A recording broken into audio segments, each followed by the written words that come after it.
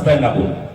কিন্তু সত্যি কথা বলতে আজকে এমন একটা প্রতিবাদ সভা আমরা করছি, এমন একটা সময় আমরা দাঁড়িয়ে আছি, নতুন করে আমাদেরকে মানুষকে এটা বলার প্রয়োজন নেই যে আপনারা রাস্তায় নামুন। বাংলার মানুষ রাস্তায় নেবে। যে ইতিহাস তৈরি করেছে বাংলার মানুষ গোটা পৃথিবীকে দেখিয়েছে যে বাঙালি অনেক কিছু হারিয়েছে, বাংলা অনেক কিছু হারিয়েছে, কিন্তু তবু আমাদের শরীরে ক্ষুদিরামের রক্তের ঐতিহ্য হারায়নি। বাংলার মানুষ একদিনে না হোক একদিন ঠিক রাস্তায় নামতে জানে, একদিন ঠিক প্রতিবাদ করতে জানে। কিন্তু এই প্রতিবাদ করাটা আপনারা জানেন আমাদের জন্য খুব একটা সহজ হয়নি।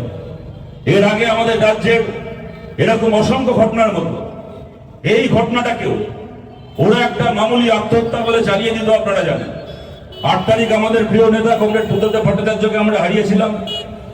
9 তারিখ কমরেড বুদ্ধদেব ভট্টাচার্যের মৃতদেহ নিয়ে ওনার মৃতদেহ যখন নীলরতন সরকার হাসপাতালে ডোনেট করা হবে, লক্ষ লক্ষ মানুষ মিছিল করে যাচ্ছে, সেই সময় সেই মিছিলে খবর আসে আরজি করে এরকম একটা ঘটনা ঘটে গেছে। আজকে ভোর রাত্রির বেলা একজন ডাক্তারের মৃতদেহ পাওয়া গেছে এবং সেই মৃতদেহের যা চিহ্ন দেখে বোঝা যাচ্ছে তার সঙ্গে ধর্ষণ করা হয়েছে, খুন করা হয়েছে। কিন্তু আরজিকর কর্তৃপক্ষ, টালা থানার পুলিশ থেকে শুরু করে সরকার এই মৃত্যুকে, এই খুনকে অস্বাভাবিক মৃত্যু, আত্মহত্যা বলে চালিয়ে দেওয়ার চেষ্টা করছে। শয়ে শয়ে হাজারে হাজারে মানুষ, আমাদের ডিওয়াইএফআই নেতারা ছিলেন ওখানে, মীনাক্ষী, ধ্রুব, কলতান ওরা ছিল, তার সঙ্গে আমাদের এসএফআই নেতৃত্ব, মহিলা সমিতির নেতৃত্ব সহ হাজার হাজার মানুষ, তারা কমরেড বুদ্ধদেব ভট্টাচার্যের ওই শোকযাত্রা ছিল। ওই শোকের মিছিল মুহূর্তের মধ্যে পরিণত হয় শপথের মিছিলে। কমরেড বুদ্ধদেব ভট্টাচার্যকে চোখের জলে বিদায় জানিয়ে আমাদের কমরেডরা ওখান থেকে ছুটে যায় আরজি করে, ওই মৃতদেহের গাড়ি আটকায়। এবং তা যদি সেদিন না আটকানো হতো তাহলে আরো বহু মৃত্যুর মতো, বহু খুনের মতো এই খুনটাকেও ওরা একটা মামুলি আত্মহত্যা বলে চালিয়ে দিত। আপনারা জানেন হাবুদা বলার সময় বলছিল এই মেয়েটি আজকে বেঁচে থাকতেন, আমরা তাকে যে নামে ডাকি, আমরা তিলোত্তমা বলি, আমরা অভয়া বলি, আমরা তাকে যে নামেই ডাকি না কেন, এই মেয়েটি আজকে বেঁচে থাকতেন যদি শুধুমাত্র ডক্টর আক্তার আলী যখন আরজি করে চলা সন্দীপ ঘোষের দুর্নীতির কথা মমতা বন্দ্যোপাধ্যায়কে জানিয়েছিলেন, যদি মমতা বন্দ্যোপাধ্যায় সন্দীপ ঘোষের বিরুদ্ধে ব্যবস্থা নিতেন, আক্তার আলীর বিরুদ্ধে ব্যবস্থা না নিয়ে, তাহলে এই মেয়েটা আজকে বেঁচে থাকতো। তার বদলে কি পরিণতি আমাদেরকে পেতে হলো। দেখুন বাংলায় যতবার এই ধরনের কোন ঘটনা ঘটেছে আমরা চিরকাল বলে এসেছি আগুন খালি একটা ঘরে লাগেনি, এই আগুন বাড়তে বাড়তে একদিন আমার আপনার ঘরে এসে লাগবে। যখন মমতা বন্দ্যোপাধ্যায়ের কাছে কোন দুর্নীতির ব্যাপারে অভিযোগ করা হবে, মমতা একজন সাধারণ মুখ্যমন্ত্রী কি করা উচিত? একজন মুখ্যমন্ত্রী তিনি তো রাজ্যের সব স্কুলে কি হচ্ছে, সব কলেজে কি হচ্ছে, সব হাসপাতালে কি হচ্ছে, একজন মুখ্যমন্ত্রী ঘরে বসে খবর রাখতে পারেন না। কিন্তু যে কোনো মুখ্যমন্ত্রীর কাছে যদি খবর আসে যে অমুক স্কুলে কি, অমুক কলেজে কি, অমুক হাসপাতালে কি, অমুক সরকারি অফিসে কি, অমুক কর্পোরেশনে, অমুক মিউনিসিপ্যালিটিতে এই দুর্নীতি হচ্ছে, তাহলে সেই মুখ্যমন্ত্রী কি করেন? সেই মুখ্যমন্ত্রী করবেন খোঁজ খবর নেবেন, তদন্ত করবেন, যদি দেখেন যা অভিযোগ এসেছিল অভিযোগ সত্যি তাহলে তার বিরুদ্ধে ব্যবস্থা নেবেন। কিন্তু মমতা বন্দ্যোপাধ্যায় এমন এক মুখ্যমন্ত্রী, ওনার কাছে যখনই খবর আসে কোনো জায়গায় কোনো দুর্নীতি, উনি সবার আগে ওনার ভাইপোকে ডেকে হিসেব করতে বসে যান যে হ্যাঁ রে দেখতো ওই জায়গা থেকে কমপ্লেন আসছে, ওখান থেকে আমাদের মাস গেলে ক টাকা ইনকাম হয়, ওখান থেকে ক টাকা কাটমানি তোর ঘরে যায়, ক টাকা আমার ঘরে আসে দেখতো। ভাইপো খাতা বললে তাকে যে পিসি এখান থেকে এত ইনকাম হচ্ছে মাস গেলে, বলে বলিস কি রে? সেই মৌচাকে ঢিল মারছে, কে ঢিল মারছে? হারা হবে ওখান থেকে। এই ঘটনা প্রথম ডক্টর আক্তার আলীর সাথে হলো না, আপনাদের মনে থাকবে প্রাইমারি পরীক্ষা দিয়ে যে ছেলে মেয়েরা প্রতারিত হয়েছিল তারা সিপিএম কে নয়, তারা কংগ্রেস কে নয়, তারা বিজেপি কে নয়, তারা মমতা বন্দ্যোপাধ্যায়কে ভরসা করেছিল, মমতা বন্দ্যোপাধ্যায়কে চিঠি লিখেছিল। সেই চিঠিতে তারা মমতা বন্দ্যোপাধ্যায়কে মমতা বন্দ্যোপাধ্যায় বলে সম্বোধন করেনি, এমনকি মাননীয় মুখ্যমন্ত্রী বলে সম্বোধন করেনি। তারা মমতা বন্দ্যোপাধ্যায়কে চিঠি লিখে তাকে আমাদের প্রিয় দিদি বলে সম্বোধন করেছিল, বলেছিল দিদি আমরা প্রাইমারি পরীক্ষা দিয়েছি, আমাদের সঙ্গে মানিক ভট্টাচার্য এই প্রতারণা করেছে। তারপরে কি হলো জানেন? কোথাও কিছু হলো না, মানিক ভট্টাচার্যকে কেউ ছুঁতেও পারলো না। তার 1-1.5 বছর পরে যখন মানিক ভট্টাচার্যের বাড়িতে সিবিআই রেড হচ্ছে, তখন দেখা গেল প্রাইমারি ছেলেমেয়েরা মানিক ভট্টাচার্যর পরিবারের কীর্তিকলাপ জানিয়ে মাননীয় দিদি বলে, আমাদের প্রিয় দিদি বলে মমতা ব্যানার্জিকে যে চিঠিটা পাঠিয়েছিলেন, সেই চিঠিটা মানিক ভট্টাচার্যের বাড়ির ড্রয়ার থেকে বেরোলো, সিবিআই হাতে এলো। এই হচ্ছে মমতা ব্যানার্জি। সেই কারণে আমরা বাংলার মানুষের কাছে অনেকদিন ধরে আবেদন করে আসছি, আর যাই করুন না কেন মমতা ব্যানার্জিকে দিদি বলে ডাকবেন না। ওনাকে দিদি বললে জানবেন আপনার নিজের মায়ের পেটের দিদির অপমান করা হয় যদি এই মহিলাকে দিদি বলে ডাকেন। এনাকে ভরসা করেছিল ছেলেমেয়েরা, সেই চিঠি মানিক ভট্টাচার্যের কাছে পাঠিয়ে দিয়ে বলে দিলেন, দেখো এরা এরা এরা এরা তোমার ব্যাপারে মুখ খুলছে, তোমার যা করার এবার করে নাও। তারপরে কি ঘটেছে আপনারা সবাই জানেন। সেরকম ভাবে ডক্টর আক্তার আলী চিঠি পাঠিয়েছিলেন, মুর্শিদাবাদে ট্রান্সফার করে দিয়েছে। সন্দীপ ঘোষ তাকে জামাই আদর করে আর্জি করে বসিয়ে রেখে দিয়েছে। কদিন আগে আপনারা খবর দেখলেন, এই সময় কাগজে আজ থেকে এক সপ্তাহ আগে খবর বেরিয়েছিল কি এই সন্দীপ ঘোষ 2017 সালে হংকং এ গেছিল একটা ট্রেনিং করছে। সেখানে গিয়ে সে একজন পুরুষ নার্সের সঙ্গে এমন আচরণ করেছে, তাকে শ্লীলতাহানি করেছে, একজন পুরুষ হেলথ ওয়ার্কারে। তাকে হংকং এ গ্রেফতার করে জেল খাটানো হয়েছে। এই সন্দীপ ঘোষ জেল খেটেছিল শ্লীলতাহানির কেসে হংকং এ 2017 সালে। আপনাদেরকে বলছি, আপনারা জানেন কোন সরকারি চাকরিতে যখন কোন মানুষ একটা গ্রুপ ডি পিয়নের পোস্টে নিয়োগ পান, গ্রুপ ডি পিয়নের পোস্টে চাকরি পান যদি কেউ কোনো সরকারি অফিসে, তারও একটা পুলিশ ভেরিফিকেশন হয়। তার নামে কোনো মামলা আছে কিনা, কেস আছে কিনা, কিছু আছে কিনা, কখনো জেলে গেছে কিনা, কোনো সিরিয়াস কোনো কেসে তার বিরুদ্ধে সাজা ঘোষণা হয়েছে কিনা। কোন পিয়নের পোস্টে চাকরি পেলেও, সরকারি চাকরি পেলে তার একটা পুলিশ ভেরিফিকেশন হয়। আর এখানে সন্দীপ ঘোষ বিদেশে গিয়ে জেল খেটে আমাদের দেশের মুখ উজ্জ্বল করে এসছে। ভারতের হাই কমিশনের কাছে ওখানে খবর গেছে, এমবাসির কাছে। তারপর একটা সময় জেল থেকে বেরিয়ে তাকে ভারতে আবার প্রত্যার্পণ করা হয়েছে। পশ্চিমবঙ্গ সরকার জানতো না, মমতা বন্দ্যোপাধ্যায় জানতো না। তাকে এনে 2020 সালে আরজি করের প্রিন্সিপাল গেজেটেড র্যাঙ্কের অফিসারের পোস্টে তাকে মমতা বন্দ্যোপাধ্যায় এনে বসালেন। আপনি মমতা বন্দ্যোপাধ্যায় কদিন আগে বলছিলেন আমাদের রাজ্যের রাজ্যপালের নামে একজন মহিলা শ্লীলতাহানির অভিযোগ করেছে। যদি সেই অভিযোগ সত্যি হয়ে থাকে 100 বার রাজ্যপালের বিরুদ্ধে ব্যবস্থা নেওয়া উচিত, রাজ্যপাল হোক আর যে হরিদাস পাল হোক। সেই ঘটনা সামনে আসার পরে মমতা ব্যানার্জি বললেন, বাবা রাজ্যপালের বিরুদ্ধে শ্লীলতাহানির অভিযোগ, আমি আর একা একা রাজভবনে যাব না বাবা, আমার রাজভবনে একা একা যেতে ভয় করছে। তো মমতা ব্যানার্জি রাজ্যপালের বিরুদ্ধে শ্লীলতাহানির অভিযোগ হলে আপনার একা একা রাজভবনে যেতে ভয় করে, আর সন্দীপ ঘোষ শ্লীলতাহানি করে জেল খেটে এসছে, আপনার প্রতিবার ভোটের আগে একা একা তার কাছে পায়ের প্লাস্টার করতে যেতে ভয় করতো না মমতা ব্যানার্জি? আপনার তাকে আর্জি করে প্রিন্সিপাল করে আপনি রেখে দিয়েছিলেন। আপনার পাপে মমতা ব্যানার্জি, আপনার পাপে এই মেয়েটাকে ভয় করতে হলো। তারপরে যতবার এই প্রতিবাদে মানুষ রাস্তায় নেমেছে, কাতারে কাতারে মানুষ রাস্তায় নেমেছে। আপনারা জানেন নজরুল ইসলামের কবিতার বিখ্যাত লাইন ছিল, লাইন কেন ছিল, লাইন এখনো আছে, যুগ যুগান্ত সঞ্চিত ব্যথা ঘষিয়াছে অভিযান। যে মানুষ রাস্তায় নেমেছেন নিশ্চয়ই আরজি করের ঘটনাকে সামনে রেখে, কিন্তু খালি তো আরজি করের প্রশ্ন না, এই যে থ্রেড কালচার, চোখ রাঙানোর সংস্কৃতি, ধর্ষণের সংস্কৃতি, তিলে তিলে তিলে তিলে যেরকম ভাবে আমাদের রাজ্যতে, এই রাজ্যের মধ্যে হুমকির সংস্কৃতি, ধর্ষণের সংস্কৃতিকে এরা বাড়িয়ে তুলেছে। কোন মানুষকে তার নিজের পাড়ায় নিজের একটা বাড়ি বানাতে গিয়ে এদের হুমকির সামনে পড়তে হয়েছে। কোন মেয়েকে কোনোদিন টিউশন করে বাড়ি ফেরার সময় রাস্তায় তৃণমূলের গুন্ডাদের কাছে কম্পিটকিরি শুনতে হয়েছে, আওয়াজ খেতে হয়েছে। কোনোদিন কলেজে ভর্তি হতে গিয়ে কাউকে তৃণমূলকে পয়সা দিয়ে ভর্তি হতে হয়েছে। কোনোদিন পঞ্চায়েতের পুরসভায় ভোট দিতে গিয়ে কাউকে ঘাট ধাক্কা খেয়ে বাড়ি ফিরে আসতে হয়েছে। যত রকম ভাবে মানুষ ধর্ষণের সংস্কৃতির সামনে, হুমকির সংস্কৃতির সামনে করেছেন, সমস্ত মানুষের ক্ষোভ জমে জমে জমে জমে বারুদের পাহাড় হয়েছিল। সেই পাহাড়ে একটা আগুনের ফুলকি গিয়ে পড়েছে আরজিকর। মানুষ রাস্তায় নেমেছে, চবে থেকে মানুষ রাস্তায় নেমেছে। এখানে হচ্ছে চোখ রাঙানি নেই, যা দিয়ে এরা মানুষকে থামানোর চেষ্টা করেন। আপনাদের এই অশোকনগরে অতীশ সরকার বলে এক প্রাক্তন কাউন্সিলর, সে দেখি সভা করছে, সবার পেছনে বড় বড় করে লেখা মা বোনেদের সম্মান রক্ষার্থে তৃণমূল কংগ্রেসের অবস্থান। কাকে দিয়েছে রাজার পাট? মা বোনেদের সম্মান রক্ষার দায়িত্ব কাকে দিবি না দিয়েছে অফিস সরকারকে।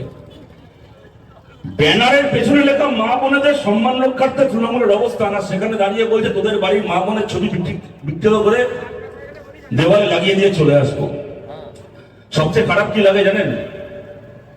যখন এই কথাটা বলছে মঞ্চে দাঁড়িয়ে, সিপিএম যারা করে তাদের বাড়ির মা বোনের ছবি বিকৃত করে বাড়ির দেওয়ালে লাগিয়ে দিয়ে চলে আসবো, তখন তার পেছনে কয়েকজন মহিলা তৃণমূল কংগ্রেস কর্মী তারা হতে পারেন, কিন্তু তারাও মহিলা, তারা পেছনে বসে হাততালি দিচ্ছেন। আমি ভেবেছিলাম তারা বোধহয় নিজের পা থেকে জুতোটা খুলে ওর মুখে মারবে, তৃণমূল করা মহিলারাও জুতোটা খুলে ওর মুখে মারবে যখন কেউ দাঁড়িয়ে বলবে মহিলাদের ছবিকে বিকৃত করে দেওয়ালে লাগিয়ে আসা হবে, তার বদলে তারা হাততালি দিচ্ছেন। বুঝতে পারলাম দীর্ঘদিন ধরে তৃণমূল কংগ্রেস করতে করতে করতে করতে একটা মানুষের মনের মধ্যে কিরকম পরিবর্তন চলে আসে, বিকৃতি চলে আসে। কিন্তু আমরা এখানে দাঁড়িয়ে বলছি তৃণমূল কংগ্রেসকে এবং মোদী সরকারকে, আমাদের বিরুদ্ধে, আমাদের মা বোনের বিরুদ্ধে অনেক চোখ রাঙানি, অনেক কিছু আমাদেরকে সহ্য করতে হয়েছে গত 12-13 বছরে, তার বিরুদ্ধে লড়াই করেছি, ভবিষ্যতেও করবো। আমাদের বাড়ির মা বোনাদেরকে নিয়ে, আমাদের মহিলা কমরেডদেরকে নিয়ে আপনাদের ভাবতে হবে না। আমাদের প্রত্যেকজন মহিলা কমরেড কি আমাদের পরিবারের, কি আমাদের পার্টি, তারা মাথা উঁচু করে নিজের সম্মান নিজে রক্ষা করতে পারেন। কিন্তু আমরা এইটুকু বলে দিচ্ছি, যখন অতীশ সরকার মঞ্চে দাঁড়িয়ে বলছিলেন সিপিএম এর বাড়ির মা বোনেদের ছবি বিকৃত করে ওর বাড়ির দেওয়ালে টাঙিয়ে দিয়ে আসবো, তখন এই অতীশ সরকারের পেছনে বসে তৃণমূল করা যে মহিলারা হাততালি দিয়েছেন, কাল যদি রাস্তাঘাটে চলতে গিয়ে কোনোদিন আপনার সম্মানে কোনো টান লাগে, আর কেউ থাকুক কি না থাকুক, সেদিন সিপিএম থাকবে আপনার পাশে, আপনার সম্মান বাঁচানোর জন্য, আপনার পরিবারের সম্মান বাঁচানোর জন্য। আমরা কমিউনিস্ট পার্টি করি, আমরা জিতি কি হারি, আমরা ভোটের ফলাফল আমাদের যাই হোক না কেন, সে আদর্শ নিয়ে, যে মানুষ হওয়ার দীক্ষা নিয়ে আমরা রাজনীতি করি, আমাদের অতি বড় শত্রুর সামনেও আমাদের সেই মানুষ হওয়ার দীক্ষা আমরা ভুলে যাব না। প্রশ্নটা কি জানেন তো, এই যে একটা লোকের সিপিএম এর সঙ্গে বিরোধিতা, সে তার সিপিএম কে বলার জন্য হুমকি দিয়েছে, বলতে পারে সিপিএম কে মেরে ফেলবো, কেটে ফেলবো, সবকিছু করে ফেলবো, তাও একরকম হয়। সে বলছে সিপিএম এর ওপর আমার রাগ, মানে সিপিএম এর বাড়ির মা বোনেদেরকে তাদের ছবি বিকৃত করবো, তাদেরকে অসম্মান করবো।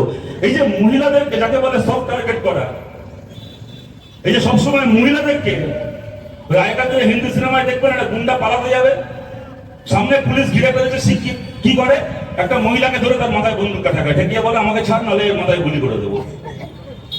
এই যে একটা মানসিকতা, মহিলাদেরকে একটা সফট টার্গেট করার মানসিকতা, আমাদের রাজ্যের রাজনীতিতে কিরকম ভাবে দিনে দিনে দিনে দিনে এইটাকে একটা ব্যবস্থায় পরিণত করেছে। ওদের এমপি মঞ্চে দাঁড়িয়ে ভাষণ দিতেন, বেশি বাড়াবাড়ি করলে বাড়িতে আমার ছেলে ঢুকিয়ে দেবো, রেপ করে দিয়ে বেরিয়ে যাবে, এটা রাজনৈতিক ভাষণ। এই ধর্ষণের সংস্কৃতি নিয়ে কথা হচ্ছে। আমাদের পার্টিতে একটা লোক ছিল, একজন আমাদের পার্টির এমপি ছিল ঋতব্রত ব্যানার্জি, তার বিরুদ্ধে একজন মহিলা বালুরঘাটে থাকে, আপনাদের মনে আছে, তার বিরুদ্ধে অভিযোগ করেছিল, আমাদের পার্টি তাকে এক্সপেল করে দিল।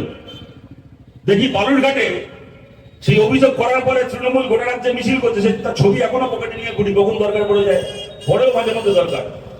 তৃণমূলের মিছিল, সামনে ব্যানার বড় বড় করে লেখা বাংলার রাম রহিম, ধর্ষক সংসদ ঋতব্রত ব্যানার্জিকে গ্রেফতার করতে হবে।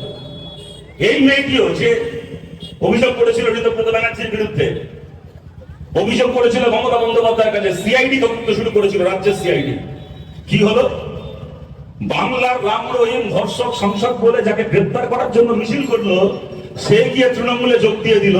এখন সে তৃণমূলের হয়ে আর্থিক ধর্ষণ কাণ্ডের প্রতিবাদে দেখি এখন মিছিল করছে।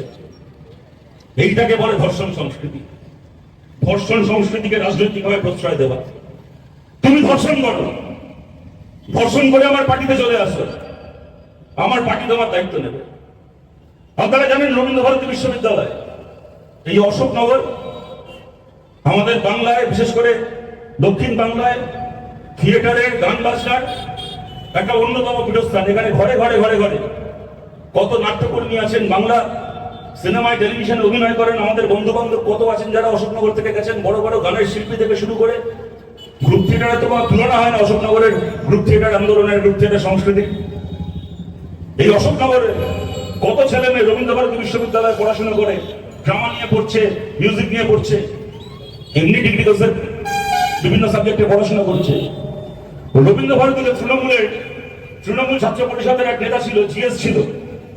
আমরা যখন রবীন্দ্রভারতীতে পড়ি, আমাদের সময়, আমাদের থেকে 2-1 বছর পরেও হতে পারে, বাপ্পাদিত্য বলে তার একটা ভিডিও ভাইরাল হলো। আপনাদের মনে আছে, এবিপি আনন্দে বড় করে খবর করেছিল সেই ভিডিও। আর আমাদের এখন কাজ হয়েছে তৃণমূলের কে কোথায় কি করে বেড়ায় তার ভিডিও সঙ্গে নিয়ে ঘুরতে হয় এখন। নাহলে এত মিথ্যে কথা বলে, গতকাল যা বলেছে পরের দিন উল্টো কথা বলে। ওটা ভিডিও ভাইরাল হয়েছে কি সরস্বতী পুজোর দিন ইউনিয়ন রুমের ভেতর। আগে যখন বামপন্থীরা এসএফআই ইউনিয়ন চালাতো, আমরা রবীন্দ্রভারতীতে পড়তাম, আমাদের ইউনিয়ন রুমে দেওয়ালে নেতাজির ছবি থাকতো, ভগৎ সিং এর ছবি থাকতো, ক্ষুদিরামের ছবি থাকতো, রবীন্দ্রনাথ ঠাকুরের ছবি থাকতো। আমরা এসএফআই করতাম, আমাদেরকে এতগুলো আলাদা ছবি রাখতো। তো তৃণমূলের সুবিধা আছে, ওরা আসার পরে নেতাজি, ক্ষুদিরাম, রবীন্দ্রনাথ, ভগৎ সিং সব ছবি একসাথে মমতা ব্যানার্জির ছবি লাগিয়ে দিয়েছে। সব কোন একটা ছবিতে ধরে গেছে।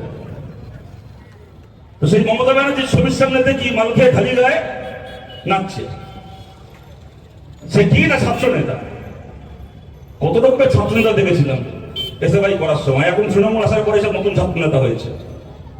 মদ খেয়ে ডিস্কো করা ছাত্র নেতা, পাড়ায় প্রমোটিং করা ছাত্র নেতা, চিটফান্ডের ভাড়া খাটানো ছাত্র নেতা। যাই হোক, তারপরে তার কদিন পরে তৃণমূল ছাত্র পরিষদের এক কর্মী, একটি মেয়ে, তার বিরুদ্ধে অভিযোগ করলো যে রবীন্দ্রভারতী ইউনিয়ন রুমের দরজা বন্ধ করে মদ খেয়ে এই বাপ্পাদিত্য তাকে ইউনিয়ন রুমের ভেতর তার শ্লীলতাহানি করেছে, তাকে ধর্ষণ করেছে।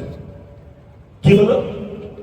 তাকে গ্রেপ্তার করা হলো, তার বিরুদ্ধে কোনো ব্যবস্থা নেওয়া হলো। সেসব তো ছেড়ে দিন।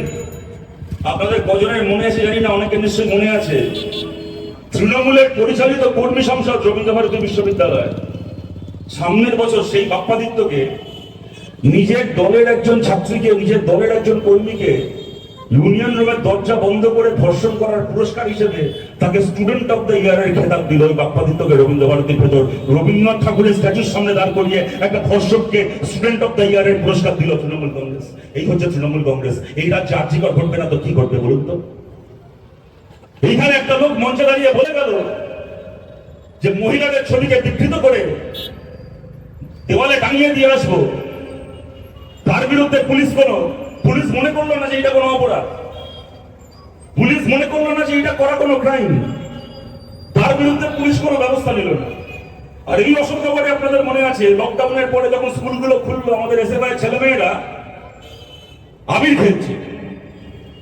তো একটু আবির ছিটতে গিয়ে একটা ফ্লেক্সে নারায়ণ গোস্বামীর একটা ছবি ছিল। ওখানে হাফ চামচ আবির ছিটতে গিয়ে নারায়ণ গোস্বামীর ছবিটা লেগেছে। আমাদের এসএফআই ছেলে মেয়েদের নামে, আকাশ সহ আমাদের কমরেডদের নামে থানায় কেস করে দিল, মামলা চালু হয়ে গেল। কি ওরা নাকি নারায়ণ গোস্বামীকে খুন করার পরিকল্পনা করেছে। কারুর ছবিতে আবির লাগলে পুলিশের মনে হয় লোকটাকে খুন করা হচ্ছে। আর একজন মঞ্চে দাঁড়িয়ে বলছে মহিলাদের ছবি বিকৃত করে দেওয়ালে টাঙিয়ে দিয়ে আসবো। পুলিশের মনে হচ্ছে যে না, এ তো দুর্গাপুজো করছে। একটা মেয়ে 3 রাত জেগে ডাক্তারি করছিল, মানুষের প্রাণ বাঁচাচ্ছিল। তার কি অভিযান পেল? সেটা নিজের প্রাণটা চলে গেল। তারপরে এখানে নোংরামি নেই যে তার সঙ্গে করা হচ্ছে। মমতা বন্দ্যোপাধ্যায় দাঁড়িয়ে বললেন, মঞ্চে দাঁড়িয়ে বললেন, ঠিক আছে পরিবার, মেয়েটাকে তো ফেরাতে পারবো না, কিন্তু কিছু টাকা তো আমি দিতেই পারি, 10 লাখ টাকা তো দিতেই পারি, ওর নামে চাইলে কিছু একটা করুন। মঞ্চে দাঁড়িয়ে ক্যামেরার সামনে বলবেন। 2 দিন পরে বলছে কেউ দেখাতে পারবে আমি টাকার কথা বলেছি? কি মিথ্যাবাদী রে ভাই। আপনাকে বলছি মমতা ব্যানার্জি, মেয়েটাকে আমরা ফেরাতে পারবো না আমরা জানি, কিন্তু মেয়েটার এই অবস্থা করলো যারা, তারাও যেন কোনোদিন আর নিজের বাড়ি না ফিরতে পারে সেইটা দেখা আপনার কাজ ছিল। আর আপনি তার বদলে কি করলেন? পুলিশ পাঠিয়ে প্রমাণ লোপাট করলেন। প্রথমে বললেন 7 দিনের মধ্যে পুলিশ তদন্ত শেষ করতে না পারলে তদন্ত ভার আমি সিবিআই কে দিয়ে দেবো। তারপরে কি হলো? 4 দিন পরে আদালতের নির্দেশে তদন্ত ভার সিবিআই কে দিয়ে দেওয়া হলো। যেই না সিবিআই কে দেওয়া হলো, মমতা ব্যানার্জি ভেবেছিলেন 7 দিনের মধ্যে পুলিশ এমন প্রমাণ লোপাট করবে যে ওনার পেয়ারের সন্দীপ ঘোষ আর সন্দীপ ঘোষের বন্ধু বান্ধবদের খবর আর কেউ কোনোদিন জানতে পারবে না। তারপরে কি হলো, 4 দিনের মধ্যে সিবিআই পেয়ে গেল তদন্তভার। যেদিন সকালবেলা পেল, রাত্রির বেলা 5000 গুন্ডা পাঠিয়ে দিলেন আরজি করে। 14 তারিখ রাত্রিবেলা আরজি কর ভাঙচুর করে, ক্রাইম সিন নষ্ট করে, অপরাধের চিহ্ন মুছে দেওয়ার জন্য। আপনি মমতা ব্যানার্জি কি ধরনের প্রতারণা না করেছেন, কি ধরনের ছলচাতুরি না করেছেন গত 1 মাসে। গত 30 বছর ধরে বাংলার মানুষ আপনার যা ছলচাতুরি দেখে এসছে, গত 40 বছর ধরে বাংলার মানুষ আপনার যা ছলচাতুরি দেখে এসছে, সব রেকর্ড ভেঙে দিয়েছেন গত 1 মাসে। ডাক্তার আন্দোলন করছে, মঞ্চে দাঁড়িয়ে বলছেন আমি কত ভালো, তোমাদের বিরুদ্ধে একটাও এফআইআর করিনি, একটাও কোনো কেস করিনি। যদি কোনো এফআইআর করতাম তোমাদের খুব অসুবিধা হয়ে যেত, ভিসা পাসপোর্ট হতো না, কোনোদিন বিদেশ যেতে পারতেন না, তাই নাকি? কারণ নামে এফআইআর হলে তার ভিসা পাসপোর্ট হয় না, সে বিদেশ যেতে পারে না। মমতা ব্যানার্জির সাথে ফালতু কথা বলে কাকে ভয় দেখাতে এসেছেন? তার সবচেয়ে বড় প্রমাণ তো আপনি সঙ্গে নিয়ে করেন। কোন এফআইআর করা ছেড়ে দিন, চুরির কেসে 3 বছর জেল খেটেছে কুণাল ঘোষ, সে এখন মমতা ব্যানার্জির সঙ্গে ভিসা পাসপোর্ট নিয়ে স্পেন বেড়াতে যায়। 3 বছর জেল খাটে মালকে নিয়ে স্পেন ঘুরে আসছে মমতা ব্যানার্জি। তারপর ডাক্তারদের ভয় দেখাচ্ছে নাকি একটা কেস হলে, এফআইআর হলে নাকি ভিসা পাসপোর্ট হবে না। হাসপাতালে রুগী মারা যাচ্ছে বলে নাকি জুনিয়র ডাক্তাররা কর্মবিরতি করছে বলে লোক মারা যাচ্ছে। এইভাবে মানুষকে খেপানোর চেষ্টা করুন, খেপাতে পারলেন না।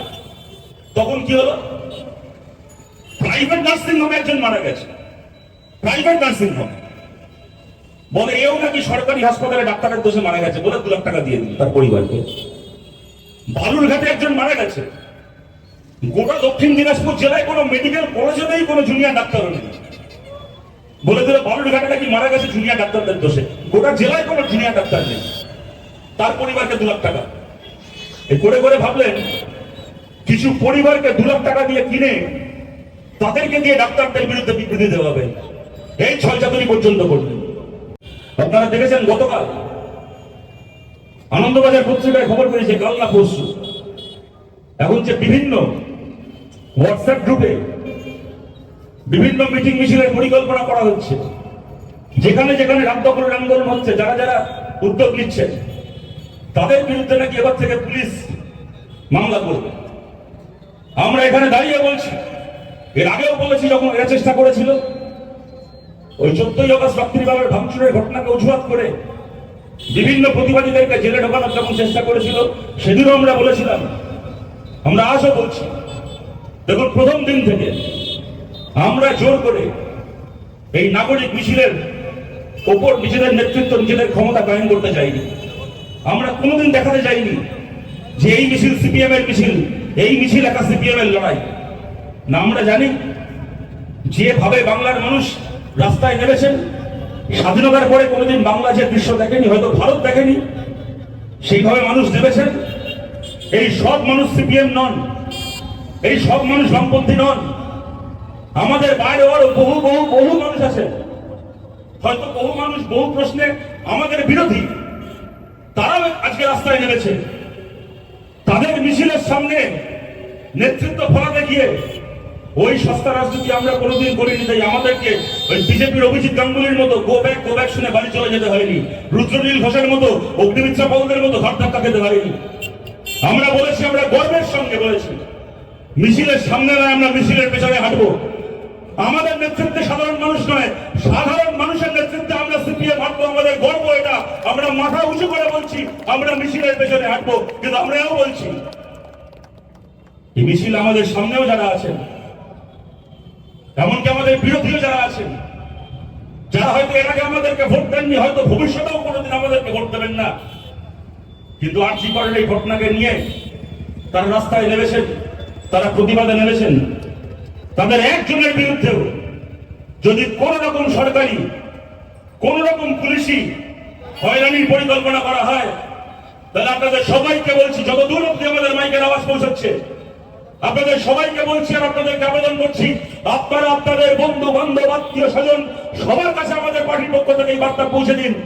আপনি আমাদের বিরোধী হন, আপনি চাইলে সারা জীবন আমাদের বিরোধী থাকুন, কিন্তু আরজি করে প্রতিবাদ করতে গিয়ে যদি আপনাকে কোন রকম পুলিশি হেনস্থার সামনে পড়তে হয়, আমাদের সঙ্গে যোগাযোগ করবেন। যাবতীয় মামলা মোকদ্দমা পুলিশি হয়রানির দায়িত্ব আমরা নেব, আমাদের পার্টি নেবে। তার জন্য কোনোদিন আমাদেরকে ভোট দিতে হবে না, আপনার যাকে ইচ্ছা তাকে ভোট দেবেন। কিন্তু যাবতীয় হামলা, যাবতীয় চোখরামানির বিরুদ্ধে কোনোদিন নিজেকে একা ভাববেন না। ভাববেন আপনি সিপিএম এর সঙ্গে থাকুন কি না থাকুন, সিপিএম এই প্রশ্নে আপনার সঙ্গে আছে, আপনার সঙ্গে আমরা থাকবো। মমতা বন্দ্যোপাধ্যায় কদিন আগে বলছেন 1 মাস তোমাদেরকে আন্দোলন করতে দিয়েছি, এবার তোমরা সবাই উৎসবে ফেলো। আমার মনে পড়ছিল একটা সিনেমা দেখেছিলাম দিল ধড়কনে দো বলে, ফরহান আখতার তার তৈরি করা সিনেমা। রণবীর সিং ছিল, প্রিয়াঙ্কা চোপড়া ছিল, আপনারা দেখেছেন হয়তো, অনেক অনিল কাপুর ছিল। তো ওই ছবি দ্বারা সংলাপ ছিল, একজন বলছে তার বউকে দেখে, সে বলছে দেখো আমি কত প্রগতিশীল, আমি কত আধুনিক। বলে আমার বউকে দেখিয়ে বলছি দেখো আমার বউ, ওকে আমি চাকরি করতে দিই। তো উল্টে তাকে জিজ্ঞেস করছে যে তুমি কে দেওয়া, তোমার বউ চাকরি করে নিজের অধিকারে, তুমি কে যে তুমি দাও তাই সে চাকরি করে, তুমি কে অধিকার ফলানো? বেসিক্যালি আমার বউকে আমি চাকরি করতে দিই না আর আমার বউকে আমি চাকরি করতে দিই, এই দুটো কথার মধ্যে কোনো তফাৎ নেই। দুটোই হচ্ছে একটা অন্যায্য অধিকার, অন্যায্য আস্ফালন ফলানো। তো মমতা ব্যানার্জি আপনি কোন হরিদাস পাল যে আপনি আমাদেরকে 1 মাস আন্দোলন করতে দিয়েছেন? আপনি কোন হরিদাস পাল যে আপনি আমাদেরকে 1 মাস প্রতিবাদ করতে দিয়েছেন? আপনার পারমিশন নিয়ে প্রতিবাদ করতে হবে আর আপনি বললে বাড়ি চলে যেতে হবে। বলছেন উৎসবে ফিরুন। আরে মানুষ তো উৎসব করবেই। একটা দুর্গা পুজোর জন্য আমরা অপেক্ষা করে বসে থাকি সারা বছর, মানুষ তো করবেই উৎসব। আপনি এমন রাজ্য চালিয়েছেন, আমাদের আত্মীয় স্বজন বন্ধু বান্ধব কেউ আর নিজের বাড়িতে থাকে না, নিজের রাজ্যে থাকে না, সবাই অন্য রাজ্যে অন্য দেশে গিয়ে পড়ে আছে। তারা বাড়ি ফিরবে পুজোর সময়, আমরা তো অপেক্ষা করে থাকি তাদের জন্য। আমি আমার কথা বলছি, আমি যখন বড় হয়েছিলাম যাদের সঙ্গে, আমার স্কুলের যারা সবচেয়ে প্রিয় বন্ধু ছিল, আমার কাজটা পশ্চিমবাংলা কেন্দ্রিক বলে আমি পশ্চিমবাংলায় আছি। আমার একজন বন্ধু নেই ছোটবেলা থেকে যাদের সঙ্গে বড় হয়েছি, স্কুলে পড়তাম, যারা এখন কলকাতায় থাকে, পশ্চিমবাংলায় থাকে, সবাই বাইরে বাইরে থাকে। আমি সারা বছর অপেক্ষা করে থাকি বন্ধুরা আসবে। 3 মাস আগে থেকে পরিকল্পনা শুরু হয়, পুজোর সময় সবার দেখা হবে, আড্ডা হবে।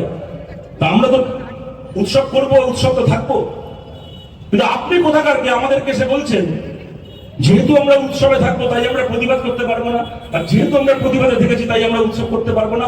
আপনারা ঠিক করে দেওয়ার কে? আপনার কি সমস্যা আছে? আজকে সিবিআইয়ের কাছে তো তদন্ত চাওয়া হচ্ছে, সিবিআই তদন্ত করছে। যারা প্রতিবাদী তারা সিবিআইয়ের কাছে আজকে সঠিক তদন্তের দাবি করছে। আপনারা পরশুদিনও দেখেছেন ডাক্তাররা তাদের কর্মবিরতি শেষ করেছে, সিবিআই দপ্তরে অভিযান করে, সিবিআইয়ের কাছে গিয়ে তারা স্লোগান দিয়ে এসছে, সিবিআই দপ্তরে গিয়ে যে আমাদের অবিলম্বে বিচার চাই। আর কতদিন সিবিআই? অবিলম্বে বিচার চাই। মানুষ প্রতিবাদ করছে, আরজি করের ঘটনার বিচার চাইছে, বিচার দেবে সিবিআই, দেবে আদালত। তো একদিকে জনগণ আছে, একদিকে সিবিআই আর সুপ্রিম কোর্ট আছে। আপনার কি সমস্যা হচ্ছে? লোকে রাতে প্রতিবাদ করুক, দিনে প্রতিবাদ করুক, দুপুরে করুক, ভোরবেলা করুক, আপনার সমস্যাটা কি হচ্ছে? ওনার সমস্যা হচ্ছে তার কারণ প্রশ্নটা খালি একটা ধর্ষণ একটা মৃত্যুর নয়, কিছু বলতে এত এত এত এত কেউটে বেরিয়ে আসছে, এত এত কেউটে বেরিয়ে আসছে যে মমতা বন্দ্যোপাধ্যায় সরকার চালানোর নাম করে কোন পাপের সাম্রাজ্যের উপর বসে আছেন মানুষের সামনে প্রকাশিত হচ্ছে। সেই কারণে ওদের অস্বস্তি। আমরা গতবার ভোটে জিতিনি, কিন্তু গত লোকসভা ভোটেও বা তার আগের ভোটগুলোকে আমরা বলেছিলাম দেখুন 47 সালে দেশ স্বাধীন হওয়ার পরে 50-52 সালের পর থেকে যেভাবে আমাদের দেশে সরকার চলেছে, আজকে নতুন দিনে নতুন পরিস্থিতিতে সরকারকে আরো নতুন নতুন কাজ করতে হবে, নতুন নতুন ভূমিকা পালন করতে হবে। মহিলাদের উপর এই অত্যাচার, ধর্ষণের এই সংস্কৃতিকে খালি একটা রাজনীতি থেকে নয়, সমাজ থেকে উৎখাত করার জন্য সরকারকে আধুনিক হতে হবে। আজকের সময় যোগ্য সরকার হতে হবে। আজকে ভাবলে অবাক লাগে, এই যে রাত কাপুরের আন্দোলন হলো, রাত কাপুরের আন্দোলন কেন? ওই মিছিল দিনের বেলা হলো না কেন? ওই মিছিল দুপুর বেলা হলো না কেন? ওই মিছিল সন্ধ্যাবেলা কেন হলো না? বিকেল বেলা কেন হলো না? সমাবেশ কেন সারা রাত ধরে হলো?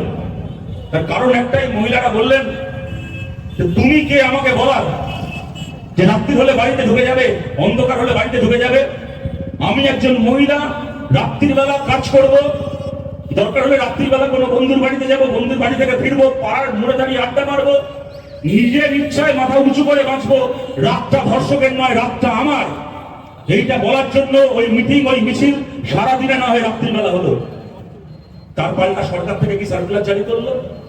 একটা সরকার সার্কুলার জারি করে বলে দিল মেয়েদেরকে রাত্রিবেলা কাজ দেওয়া হবে না। এমনি পশ্চিমবাংলায় চাকরি বাকরি নেই, কলকারখানা নেই, চাকরি বাকরি নেই, সরকারি চাকরি তো উঠেই গেছে। এমন সময় যদি কেউ বলে দেয়, সরকার থেকে বলে দেয় যে মেয়েরা রাত্রিবেলা কাজ পাবে না, এই যে মমতা বন্দ্যোপাধ্যায় বলেন বাংলা নিজের মেয়েকে চায়, আপনি মহিলা মুখ্যমন্ত্রী, আপনি নিজে একজন মহিলা, এই পুরুষতান্ত্রিক সমাজে লড়াই করে আছে, এত বড় জায়গায় গেছেন, আজ কোটি কোটি মহিলা আপনার মুখের দিকে তাকিয়ে আছে, আপনি তাদেরকে কি বলছেন? আজ এমনি আমাদের রাজ্যে নিয়োগ নেই, চাকরি বাকরি নেই, তারপরে কোনো একটা জায়গায় যদি একটা চাকরির সুযোগ তৈরি হয়, একটা মেয়ে সেই চাকরির ইন্টারভিউতে বসে তার সব যোগ্যতা আছে, যার নম্বর লাগে, তার যা যা যোগ্যতা লাগে সব আছে, কিন্তু সে মেয়ে হয়তো সেই চাকরিতে মাঝে মধ্যে রাত্রিবেলা ডিউটি করে, হয়তো বাইরে ট্রাভেল করতে হয়, বাইরে গিয়ে কাজ করতে হয়। কোম্পানি তাকে খালি এই কারণে চাকরি দেবে না, হয়তো তার থেকে 5 নম্বর কম পাওয়া কোনো পুরুষকে চাকরি দেবে, তবু কোনো মেয়েকে চাকরি দেবে না। কেন না? মেয়েটাকে রাত্রিবেলা ডিউটি দেওয়া যাবে না বলে, এই অজুহাতে চাকরি দেওয়া হবে না। এটা সরকার থেকে সার্কুলার ইস্যু করে বলছে, এটা সরকার থেকে ঘোষণা করছে যে মেয়েরা রাত্রিবেলা কাজ করবে না। মমতা ব্যানার্জি, আপনাকে জিজ্ঞেস করছি, আজ বাদে কাল, এর আগে আমরা দেখেছিলাম যখন পাকশিরে ধর্ষণ হয়েছিল, আপনার দলের নেত্রী কাকলি ঘোষ দস্তিদার বলেছিল মেয়েটা রাত্রিবেলা বাড়ির বাইরে কি করছে। এবার মমতা ব্যানার্জি, আপনাকে জিজ্ঞেস করছি, আজ বাদে কাল যদি রাত্রিবেলা আবার রাখুন কোনো ধর্ষণ হয়, আর ধর্ষক ধরা পড়ার পরে যদি আপনার সরকারের সার্কুলারটাকে দেখিয়ে ধর্ষক বলে যে মেয়েটা রাত্রিবেলা বাড়ির বাইরে কি করছিল, সরকার ওকে বাড়ির ভেতরে রাখতে বলেছিল, মেয়েটা বাড়ির বাইরে বেরিয়েছিল বলে ধর্ষণ করেছি, আপনি মমতা ব্যানার্জি, আপনি সরকারকে, আপনার সরকার ধর্ষককে জবাব কি দেবে? আপনি সার্কুলার ইস্যু করছেন, আর সেই সার্কুলার যেখানে বলছে যে মেয়েরা রাত্রিবেলা ডিউটি করবে না, সেই সার্কুলারেই আবার বলছে যে এবার থেকে রাত্রিবেলা মহিলা সিকিউরিটি গার্ডের সংখ্যা বাড়ানো হবে। তাহলে বলুন তো, আজ তো আমাদেরকে এই প্রশ্ন করতে হয়, যিনি ডাক্তার, যিনি ইঞ্জিনিয়ার, যিনি সাংবাদিক, তিনি সমাজে একটা তুলনামূলকভাবে উঁচু তলায় আসেন বলে তার সুরক্ষাটা সুরক্ষা, আর যে মহিলা সিকিউরিটি কর্মী তিনি গরিব বলে তার সুরক্ষা সুরক্ষা নয়, তার স্বাধীনতা স্বাধীনতা নয়। যারা মধ্যবিত্ত উচ্চবিত্ত মহিলা, আপনি তাকে বলছেন ঘরে ঢুকে যাও, আর গরিব ঘরের সিকিউরিটির কাজ করে যে মহিলা, তাকে বলছেন রাত্রিবেলা বেশি করে ডিউটি করো। আপনি মহিলা মুখ্যমন্ত্রী, আপনাদেরকে বলছি, এবং দেখবেন খালি এই যে পুরুষতন্ত্র, রাজনীতিতে পুরুষতন্ত্র খালি এইসব সরকারি সার্কুলারের নয়। ধরুন এই যে অতীশ সরকার বলে যার কথা বলল, শুনছিলাম সে নাকি এক সময় কাউন্সিলর ছিল, তার সিটটা মহিলা রিজার্ভ হয়ে গেছে, তার স্ত্রী এখন কাউন্সিলর। আমি কথাটা আপনাদেরকে এই কারণে বলছি, দেখুন ওদের দলে কে কাউন্সিলর হবে, ওদের ছাগল ওরা আগায় কাটবে না লেজায় কাটবে, ওদের ব্যাপার, আমার তো কিছু না। কিন্তু কথাটা আমি এই কারণে বলছি, মমতা বন্দ্যোপাধ্যায়কে অনেকে সম্মান করেন, আমিও করি সত্যি কথা বলতে, আমি যতই রাজনৈতিক ঘটনার বিরোধী হই না কেন, কিন্তু এটা ঘটনা যে আমাদের সমাজ এবং আমাদের রাজনীতিও এত পুরুষতান্ত্রিক একটা ব্যবস্থা, সেখানে একজন মহিলা যার নিজের কোনো সেই অর্থে কোনো মানে তার বাবা কাকা জ্যাঠা যে বংশ পরিচয়ে তিনি তার অমুকের ছেলে মেয়ে হওয়ার সুবাদে হয়ে গেছেন এমন নয়, ওনার ভাইপো যেরকম পিসির গোড়ায় এখন নেতা হয়েছে, মমতা ব্যানার্জি তো সেরকম নয়। একজন মহিলা, তিনি নিজের যোগ্যতায়, তার সাথে আমাদের রাজনৈতিক হাত যাই লড়াই থাক যাই থাক না কেন, তিনি একটা রাজ্যের মুখ্যমন্ত্রী হয়েছেন, ভারতের রাজনীতিতে এত বড় জায়গায় পৌঁছেছেন, নিঃসন্দেহে এটা একটা অ্যাচিভমেন্ট, এটা একটা সাফল্য, গর্ব করার মতো সাফল্য। কিন্তু বলুন তো, সেইটা করে উনি এমন একটা দল তৈরি করলেন যে কোনো একটা ওয়ার্ডে কোনো পুরুষ কাউন্সিলর আছে, সেই ওয়ার্ডে তৃণমূলের মহিলা কর্মীরা রয়েছেন, যারা দেওয়াল লেখেন, যারা মিটিং করেন, যারা মিছিল করেন, যারা পোস্টার লেখেন, যারা সংগঠন করেন। কিন্তু যদি কোনো ওয়ার্ডটা সামনের বার মহিলা রিজার্ভ হয়ে যায়, তাহলে যে তৃণমূলের কাউন্সিলর ছিল সে দাঁড়াতে পারবে না, তার বদলে সেই ওয়ার্ডের কোনো তৃণমূলের কোনো যোগ্য নেত্রী, কোনো যোগ্য কর্মী প্রার্থী হবে না। কাউন্সিলরের বউ, কাউন্সিলরের ছেলের বউ, কাউন্সিলরের শালী, কাউন্সিলরের মাসুদ বোন, মানে তার কেউ না কেউ আত্মীয় কাউন্সিলর হয়ে কার্যত তার আগে যে পুরুষ কাউন্সিলর ছিল তার কন্ট্রোলে সেই ওয়ার্ডটা থাকবে। এবং এটা খালি একটা ওয়ার্ডে হয় বলে না, আপনারা জানেন গোটা পশ্চিমবাংলায়, গোটা বাংলায় সর্বোচ্চ কোন ওয়ার্ড মহিলা রিজার্ভ হয়ে গেল মানে সেখানে তৃণমূলের কাউন্সিলরের কি পঞ্চায়েত মেম্বার, যদি গ্রামের থেকে পঞ্চায়েতে হয় কোনো বুথ কি কোনো বিধানসভার আসন, তার বউ, তার শালী, তার নাতনি ওখানে দাঁড়াবে। বলছে এটাও পুরুষতন্ত্র। আপনি মমতা বন্দ্যোপাধ্যায়, আপনি কোন রকম কোন বংশ পরিচয় ছাড়া নিজের যোগ্যতা একটা দল বানিয়ে এই জায়গায় গেছেন, গিয়ে আপনি আপনার দলে আপনার মতো যে মহিলা কর্মীরা আছে তাদের একজনকে ভরসা করতে পারেন না। যখন কোনো পুরুষ প্রার্থী হতে পারে না তখন সেই পুরুষ সাথে বকলমে কন্ট্রোল করতে পারে, তার জন্য আপনি তার বউকে টিকিট দেন ওখানে আপনার নিজের দলের মহিলা কর্মীদেরকে পথে বসে। আপনারা জানেন আমাদের পার্টির পক্ষ থেকে গত লোকসভায় আমরা বলেছিলাম আমরা আসন জিততে পারিনি, সামনের বিধানসভাতে এই লক্ষ্য, এই ঘোষণাকে সামনে রেখে আমরা ভোটে যাব। যেখানে যেখানে আমাদের দীপশিতা এসে গেছে, আমার বলা শেষ হয়ে এসেছে, পরে দীপশিতা বলবে যে কথাটা আমি বলছিলাম। যেখানে যেখানে আমাদের প্রার্থীরা জিতবেন, যে যে বিধানসভা কেন্দ্র, 2 বছর পরের কথা, অনেক পরের কথা, কিন্তু আমি আপনাদেরকে বলছি এখন, যেখানে যেখানে আমাদের প্রার্থীরা জিতবেন, এমএলএ ল্যাডের যা টাকা থাকে, মোট যা টাকা থাকবে, সেই গোটা টাকার 3 ভাগের 1 ভাগ টাকা খরচা হবে সেই বিধায়ক এলাকায় মহিলাদের জন্য বিভিন্ন প্রজেক্টে, মেয়েদের জন্য স্কুল তৈরি করা, কলেজ তৈরি করা, মেয়েদের জন্য বিভিন্ন ট্রেনিং সেন্টার তৈরি করা থেকে শুরু করে karate coaching centre, kung fu coaching centre, বিভিন্ন সেলফ হেল্প প্রজেক্ট থেকে শুরু করে বিভিন্ন প্রকল্পে আমরা মহিলাদেরকে, তারা যেন রাত্রিবেলা বাড়ি ঢুকে যান তার জন্য নয়, পুরুষ মহিলা তৃতীয় লিঙ্গের মানুষ তারা প্রত্যেকে সমান অধিকারে যেন কাজ করার এবং সামাজিক যাবতীয় বিষয়ে অংশগ্রহণ করার সুযোগ পান, সেরকম একটা রাজনৈতিক ব্যবস্থা আমরা তৈরি করতে চাই।